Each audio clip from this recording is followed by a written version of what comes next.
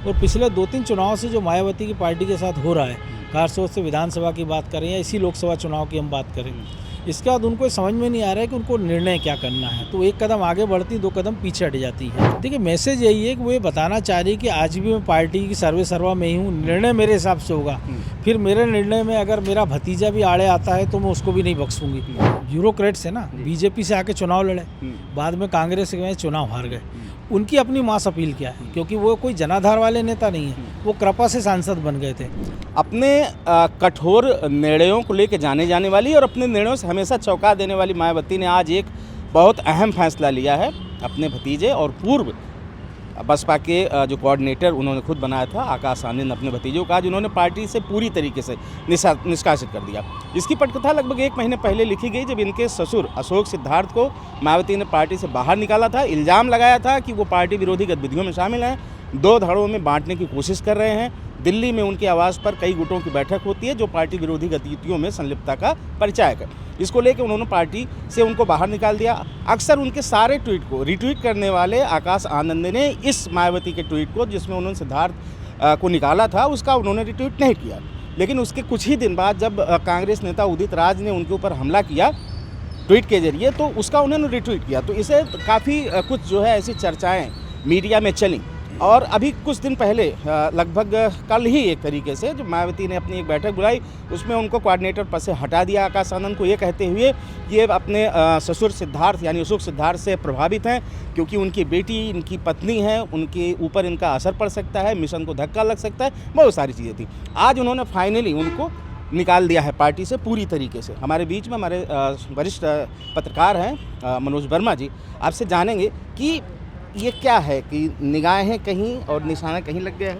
देखिए, निश्चित तौर पर ऐसा कह सकते हैं, और पहली बार नहीं हुआ कि मायावती ने इस प्रकार के निर्णय लिए हैं। आप देखिए, लोकसभा के पहले भी जिस तेवर के साथ आए थे उनके भतीजे आकाश, कुछ बयान दिए उन्होंने प्रधानमंत्री के खिलाफ, इसके बाद उनको हटा दिया गया था, बाद में फिर से उनको लाया गया था, और उसके थोड़ा पहले चले तो कई सारे ऐसे लोग थे जिनके बारे में कहा जाता था कि वो मायावती के उत्तराधिकारी हैं। राजा राम हो, सतीश चंद्र मिश्रा हो, जिनके कारण ब्राह्मण और दलित एक साथ आके सरकार बनी, लेकिन उनको फिर किनारे कर दिया गया। और पिछले 2-3 चुनाव से जो मायावती की पार्टी के साथ हो रहा है, खासतौर से विधानसभा की बात करें या इसी लोकसभा चुनाव की हम बात करें, इसके बाद उनको समझ में नहीं आ रहा है कि उनको निर्णय क्या करना है। तो एक कदम आगे बढ़ती, 2 कदम पीछे हट जाती हैं। तो ये हुआ, वो मुझे लगता है उनको खाया जा रहा है, और उनको ये डर है कि कहीं ऐसा ना हो, क्योंकि जो आरोप मायावती पर लगते रहे कि काशीराम की विरासत उन्होंने हथियाई, वो फिर काशीराम किनारे कर दिए गए, उनके परिवार को उनका अंतिम समय मिलने नहीं दिया गया। हाल ही में उनकी जो बहन है काशीराम की, वो कांग्रेस के मंच पर महू में अम्बेडकर जयंती के दिन राहुल गांधी के साथ दिखाई दी। तो मायावती को ये डर है कि ऐसा ना हो, क्योंकि वो भी 60 से ज़्यादा की उनकी उम्र हो चुकी है। तो उनको ये डर सता रहा है कि ऐसा ना हो कि उनके जीते जी पार्टी कोई और हाईजैक कर ले और अंतिम समय में उनके साथ वो कुछ हो जो काशीराम के साथ हुआ है। इसमें भले उनके अपने लोग हों या परिवार के लोग, ये डर उनको मुझे लगता है खाया जा रहा है। मतलब आपका कहना है कि मायावती को कहीं न कहीं से अपने अंदर एक असुरक्षा की भावना महसूस हो रही है, उसकी वजह से जैसे इसके पहले उन्होंने अशोक सिद्धार्थ निकाला, इसके पहले भी पार्टी में उन्होंने बहुत बड़े बड़े पदाधिकारियों की या पूर्व मंत्री रह चुके लोगों को इस वजह से हटाया, क्योंकि उनके अंदर ऐसा लगा कि जैसे एक असुरक्षा की भावना पनप रही हो। विधानसभा इलेक्शन पीछे हालिया जितने संपन्न हुए, लोकसभा हुए, खाता नहीं खुला, वोट शेयर धड़ाम हो गया। ऐसी कंडीशन में ये सब कुछ करके वो पार्टी के बाकी जो बचे हुए पदाधिकारी और उनके जो कार्यकर्ता हैं, उनके अंदर क्या संदेश देना चाहती हूँ, उसके पीछे कोई एक संदेश तो मैसेज जरूर होगा। देखिए, मैसेज यही है कि वो ये बताना चाह रही है कि आज भी मैं पार्टी की सर्वा में ही हूँ, निर्णय मेरे हिसाब से होगा। फिर मेरे निर्णय में अगर मेरा भतीजा भी आड़े आता है तो मैं उसको भी नहीं बख्शूंगी। एक संदेश ये देख सकते हैं। जहाँ तक असुरक्षा की भावना है, तो हर एक राजनेता इस एक उम्र के इस दौर में आ जाता है, या एक समय कि जब वो शिखर से नीचे गिरता है तो उसको लगता है कि अब क्या होगा, मेरा क्या होगा, मेरी पार्टी का क्या होगा, ये चिंता सताती। एक दौर में हमने देखा लालू यादव को देखा, लेकिन उन्होंने अपनी राजनीतिक विरासत बेटों को सौंप दी, लेकिन सक्रिय हुए।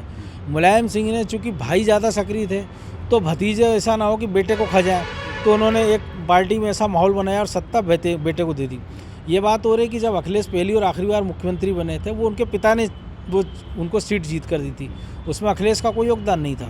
बाद के सारे चुनाव में उनको हार का सामना करना पड़ा है। 2 विधानसभा चुनाव में करारी हार हुई है, लोकसभा में ठीक ठाक प्रदर्शन इस बारे में कह सकते हैं, लेकिन अपने दम पर वो कुछ नहीं कर पाए। हम पश्चिम बंगाल चले जाएँ, ममता बनर्जी भतीजा कहने को उनका सब कुछ है, लेकिन पार्टी की कमान आज भी अपने हाथ में ममता बनर्जी ने रखी हुई है। तो ये वो स्थिति है, क्योंकि मायावती को ये लग रहा है कि ऐसा ना हो कि एक बार पार्टी गई, चूँकि आकाश आनंद अभी 30 साल के हैं, उम्र उनके साथ है, युवा जोश हैं, पढ़े लिखे हैं और लगभग 9 साल से बसपा की राजनीति में, तो बसपा के कोर वोटर को भी समझते हैं, बसपा के जो कार्यकर्ता उनसे वो कार्यकर्ता भी उनको जानते हैं और वो ये लगता है कि एक नई जान फूंक सकते हैं या एक नया खेमा वो ऐसा बना सकते हैं जो यूथ अभी चंद्रशेखर आज़ाद के साथ चला गया है वो अगर आकाश आनंद के संग चला गया, ये डर मुझे लगता है कि मायावती को सता रहा है। और जिस प्रकार से उन्होंने अपनी राजनीतिक पूंजी गंवा दी है, क्योंकि आज की तारीख में जहाँ उनके लोकसभा सांसदों की स्थिति देख लीजिए, विधायक है नहीं, राज्यसभा में उनकी स्थिति खत्म हो गई है, वो खुद भी अपनी लड़ाई अकेली लड़ रही हैं। जी अच्छा, एक यहाँ पर एक सकारात्मक संदेश भी आता है, जहाँ सपा और कांग्रेस के ऊपर परिवारवाद के लगातार बीजेपी आरोप लगाती रहती। ऐसी कंडीशन में अपने ही परिवार के सबसे निकटस्थ आदमी को इस तरीके से निकाल बाहर फेंकना, तो कहीं न कहीं से एक मैसेज तो ये भी जाएगा समाज में या फिर जो है राजनीतिक खेमे में कि मायावती ने आखिरकार परिवारवाद को ठोकर मारी। नहीं देखिए, ये दिल बहलाने के लिए ख्याल अच्छा हो सकता है, लेकिन आप जितनी क्षेत्रीय दल हैं, समाजवादी पार्टी की हमने बात की है, हमने आरजेडी की बात कर ली है, हमने टीएमसी देख लीजिए, हम साउथ में डीएमके देख लीजिए, जितनी पार्टियां, अब जैसे केजरीवाल है, केजरीवाल पे भले हम परिवारवाद का आरोप ना लगाएं, लेकिन वो पूरी पार्टी तो आज भी अपने हिसाब से चला रहे हैं। जिनको सुप्रीम कोर्ट ने कह दिया था कि आप मुख्यमंत्री रहते सचिवालय में नहीं जाएंगे, वो चुनाव में ये नहीं कह रहे थे कि आतिशी मुख्यमंत्री इनको चुनाव जिताइए, वो कहते थे मुझे मुख्यमंत्री बनना, जबकि वो जानते थे कि वो सचिवालय में जा नहीं सकते मुख्यमंत्री बनने के बाद भी।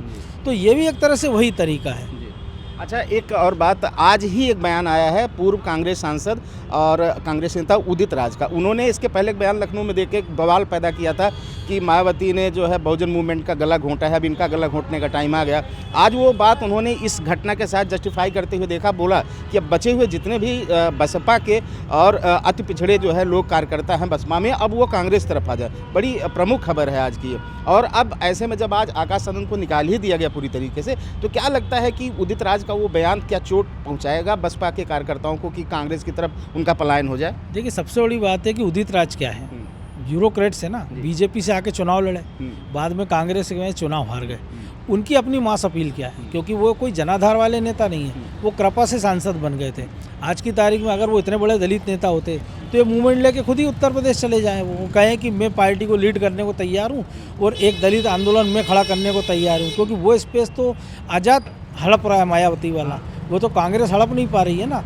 और जो पीडीए की बात कर रहे हैं अखिलेश, उनकी भी नज़र उसी पर है कि वो जो दलित वोट बैंक है जाटव खास तौर से, वो मायावती का पीछा छोड़ के हमारे साथ आ जाए। तो सवाल ये है कि कांग्रेस में जब खुद ही उनके राष्ट्रीय अध्यक्ष मल्लिकार्जुन खड़गे हैं, वो खुद इतने बड़े दलित नेता हैं, तो ये इनिशिएटिव अगर वो लेंगे तो मुझे लगता है ज़्यादा इम्पैक्ट आता।